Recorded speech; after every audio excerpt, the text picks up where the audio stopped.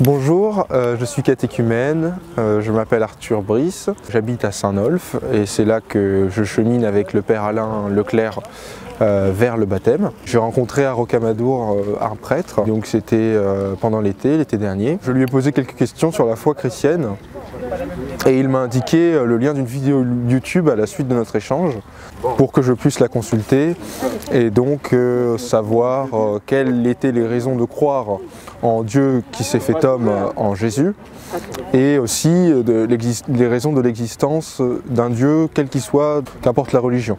Mais plus spécifiquement les raisons de l'existence de Dieu en tant que Dieu chrétien et qui s'est fait homme en Jésus-Christ.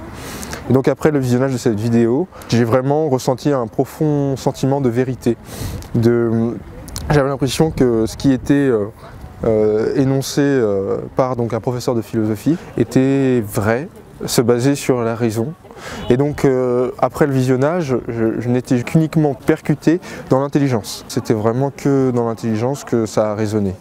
Puis après avoir vu donc le père Leclerc à l'église de Saint-Nolff, j'ai donc discuté avec lui et après plusieurs échanges, j'ai commencé à ressentir quelque chose de très fort en moi, dans mon cœur. Et cette chose en fait c'était et c'est l'Esprit Saint. J'ai le profond sentiment, c'est plus une expression en fait quand je le dis, c'est là que Dieu m'habite. Et d'ailleurs la cérémonie qui vient de se dérouler, l'appel décisif, m'a vraiment confirmé les premiers balbutiements de cette sensation de l'Esprit Saint en moi. Et elle a vraiment ancré cette sensation.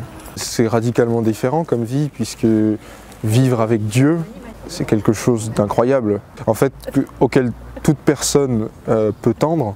Maintenant que je vais officiellement vers le baptême, je vais pouvoir donc en fait concrètement faire partie du catholicisme, être catholique et puis donc avoir Dieu à l'intérieur de moi, en mon fort intérieur, par l'Eucharistie, mais de toute manière, Dieu, je pense qu'il est déjà ancré en moi.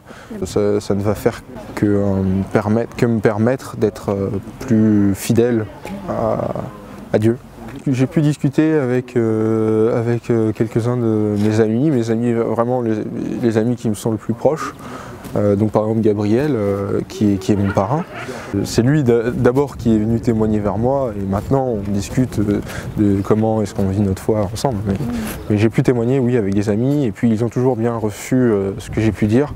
Je pense que la prière d'abord, donc qu'elle soit collective pendant la messe du dimanche ou solitaire, est essentielle afin de ressentir la présence de Dieu en soi. Ça permet d'être libre en fait. On représente souvent le fidèle de façon caricaturale comme quelqu'un qui baisse la tête, qui a plein de contraintes, etc. Mais je ne suis pas du tout d'accord avec cette représentation. Et la réalité est tout autre. Le fidèle, c'est celui qui est libre de ses pulsions, libre de ses instincts. En ayant la présence de Dieu en lui, il sait décider et prendre les bons choix, les choix qui sont réellement bons pour lui. Et c'est ça la liberté.